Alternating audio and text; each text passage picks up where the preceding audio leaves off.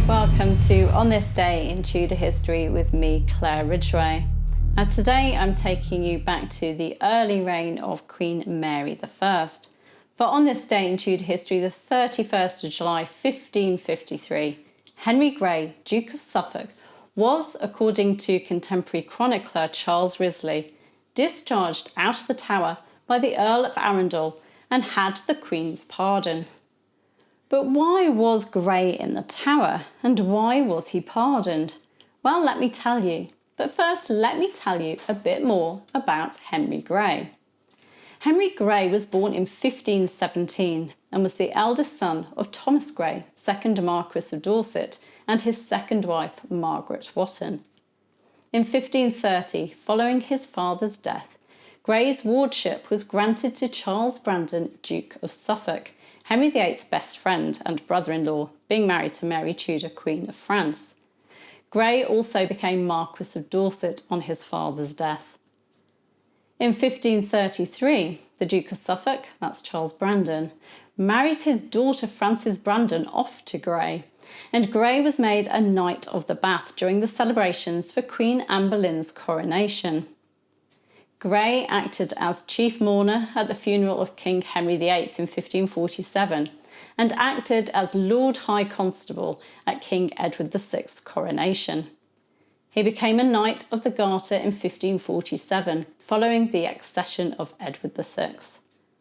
Also in 1547, Thomas Seymour, Baron Seymour of Sudeley and brother of the Lord Protector Edward Seymour, took on the wardship of Grey's eldest daughter, Lady Jane Grey, promising to arrange a marriage between Jane and his nephew the King. Seymour went on to marry the Dowager Queen Catherine Parr, and Jane joined their household. However, scandal soon surrounded Seymour's behaviour with the King's half-sister Elizabeth, and Seymour ended up on the scaffold.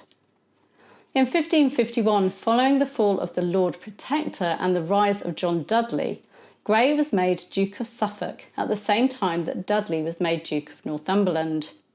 Grey was one of those who convicted the former Lord Protector, and he was rewarded with some of Seymour's property. In May 1553, Grey's eldest daughter, Lady Jane Grey, married Northumberland's son, Lord Guildford Dudley, and the dying King Edward VI, who was Francis Grey's first cousin, chose Lady Jane Grey as his successor. Jane was proclaimed Queen on the 10th of July 1553. Although Jane's council chose Grey to leave London to apprehend Edward's half-sister Mary, who'd proclaimed herself Queen, Jane chose her father-in-law, Northumberland, to go instead. But without Northumberland's leadership, Jane's council betrayed her and proclaimed for Mary, and Jane's reign ended on the 19th of July 1553, with her father being the one to inform her and to take down her cloth of estate. Jane, her husband Guildford, her father, her father-in-law, her brothers-in-law and other supporters were imprisoned in the Tower of London. But Grey was released without charge on this day in history, the 31st of July 1553. According to contemporary Robert Wingfield, Grey's wife Frances, who was of course Mary I's first cousin, went to visit Mary at Beaulieu to intercede for her husband and to obtain his liberty on parole. Wingfield records that Mary freely conceded this, won over by cousinly affection, by her entreaties, and by her own merciful nature. Frances may well have tried to appeal for her daughter too, but Jane remained in the Tower. While Frances went to court with her cousin the Queen, Grey stayed at home at East Sheen. On the 1st of November 1553, Simon Renard, the Spanish ambassador, recorded that the Duke of Suffolk is doing bad work in connection with religion, and the Queen is angry with him for his manner of abusing her clemency and good nature. On the 14th of November, in his report of the condemnation of Lady Jane Grey, Renard mentioned that the Queen was truly irritated against the Duke of Suffolk. However, just 3 days later, Renard reported that Grey had recanted his Protestant faith and that Queen Mary I had reinstated him by means of a general pardon. Now, you'd think that Henry Grey would have stayed out of trouble for the sake of his imprisoned daughter, who'd been condemned to death. But no, he became involved in Wyatts Rebellion, a rebellion seeking to depose Mary and to replace her with her half-sister Elizabeth. Unfortunately for Grey and for his daughter, the rebellion failed and Grey was arrested as he tried to flee the country in disguise.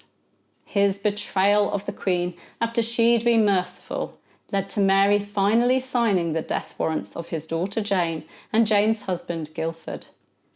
Jane and Guildford were executed on the 12th of February 1554, and Grey was found guilty of high treason on the 17th of February and condemned to death. He was executed by beheading on the 23rd of February 1554. I'll give you a link to my video on Grey's execution and the story of what happened to his head. Also on this day in Tudor history, the 31st of July 1544 and 1548, the future Queen Elizabeth I wrote letters to her stepmother Catherine Parr. The letters were written at very different times in Elizabeth's life. The first when Catherine was queen and Elizabeth had been separated from her for a while, and the second after Catherine had actually removed Elizabeth from her and Thomas Seymour's household. You can find out more about those letters and their context in last year's video, which I'll give you a link to. You can find those links in the description. Thank you for joining me. You can click around about there to subscribe to this channel. You can hit the bell to be notified as these videos go live, and you can give me a like and leave me a comment. I'll be back tomorrow. I'll see you then. Bye bye.